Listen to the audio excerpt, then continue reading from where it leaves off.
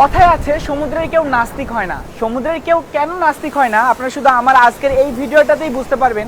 দেখেন আমি যেখানে আছি এটা আমরা 17 দিন পথ পাড়ি দিয়ে এক দেশ থেকে আরেক দেশে যাচ্ছি, যার মাত্র 2 দিনের পথ আমরা অতিক্রম করেছি।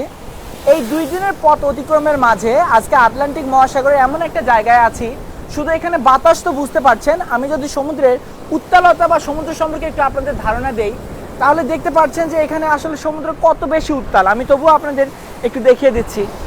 এই যে উত্তাল সমুদ্র ভাই, আমরা যে সমুদ্রের মাঝে আছি, যদিও মনে হচ্ছে আমরা একা, আমাদের মতো আরও খুব সামান্য পরিমাণে জাহাজ আশেপাশে দেখা যাচ্ছে, যেহেতু জাহাজের চলার ওয়েটাই হচ্ছে এই সমুদ্র পথ।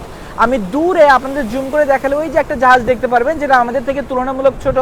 আমাদের থেকে হয়তোবা সেই জাহাজে এই ঢেউটার ইফেক্ট বা সমুদ্রের উত্তালতার ইফেক্টটা আরও বেশি মারাত্মকভাবে পড়ছে।